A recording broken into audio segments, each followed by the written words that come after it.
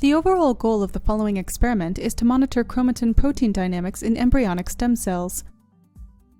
This is achieved by transfecting ES cells with GFP fusion plasmid DNA to express fluorescently tagged chromatin protein. In transfected cells, FRAP or FLIP is performed to measure the recovery or loss after photobleaching. The protein's dynamic behavior is monitored and the mobile and immobile protein fractions are determined.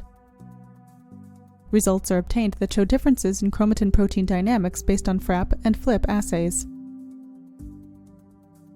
The main advantage of this technique over existing methods, such as extraction of chromatin proteins using salts or detergents, is that it is applied for single living cells. Therefore, the association between chromatin and chromatin proteins is observed live, and the heterogeneity within a given population can be determined.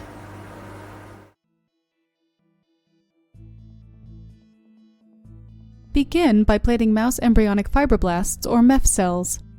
Using sterile technique in a culture hood, prepare the live imaging 8-well microslides with a coat of gelatin. Allow the gelatin coating to fix for 5 to 30 minutes at room temperature, and then aspirate away the free gelatin.